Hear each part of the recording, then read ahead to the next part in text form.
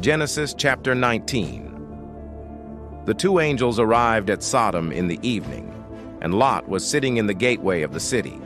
When he saw them, he got up to meet them and bowed down with his face to the ground. "My lords," he said, "please turn aside to your servant's house. You can wash your feet and spend the night and then go on your way early in the morning." "No," they answered. "We will spend the night in the square." But he insisted so strongly that they did go with him and entered his house. He prepared a meal for them, baking bread without yeast, and they ate. Before they had gone to bed, all the men from every part of the city of Sodom, both young and old, surrounded the house. They called to Lot, "Where are the men who came to you tonight? Bring them out to us so that we can have sex with them." Lot went outside to meet them and shut the door behind him and said, "No, my friends, don't do this wicked thing.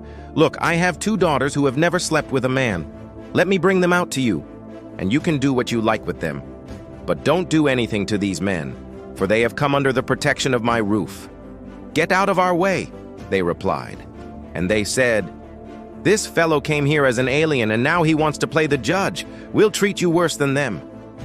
They kept bringing pressure on Lot and moved forward to break down the door. But the men inside reached out and pulled Lot back into the house and shut the door.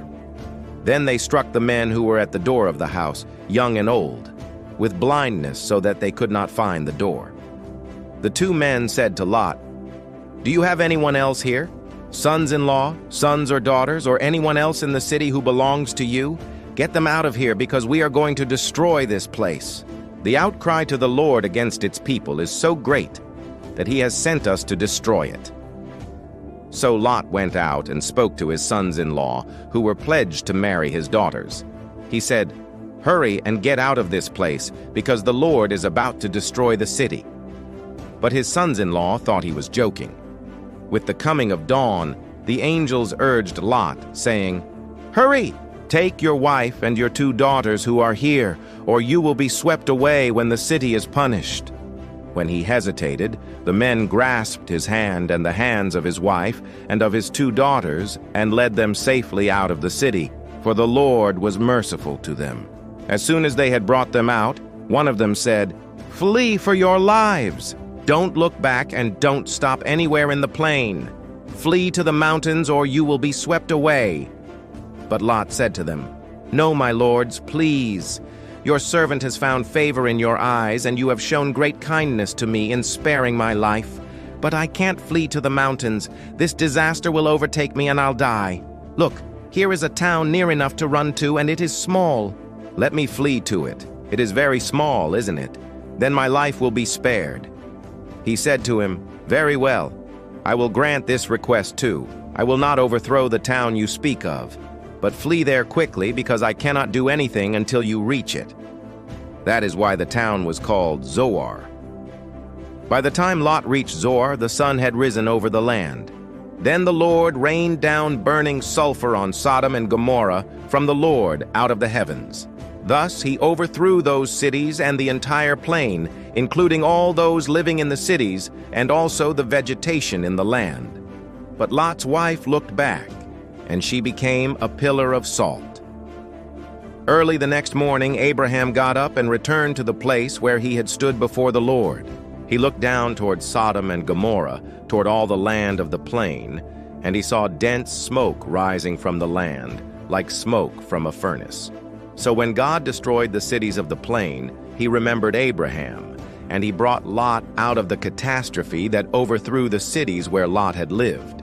Lot and his 2 daughters left Zoar and settled in the mountains, for he was afraid to stay in Zoar. He and his 2 daughters lived in a cave. One day the older daughter said to the younger, "Our father is old, and there is no man around here to lie with us, as is the custom all over the earth. Let us get our father to drink wine, and then lie with him and preserve our family line through our father." That night they got their father to drink wine, and the older daughter went in and lay with him. He was not aware of it when she lay down or when she got up. The next day the older daughter said to the younger, "Last night I lay with my father. Let's get him to drink wine again tonight, and you go in and lie with him so we can preserve our family line through our father." So they got their father to drink wine that night also, and the younger daughter went and lay with him. Again, he was not aware of it when she lay down or when she got up. So both of Lot's daughters became pregnant by their father. The older daughter had a son, and she named him Moab. He is the father of the Moabites of today. The younger daughter also had a son, and she named him Ben-Ami. He is the father of the Ammonites of today.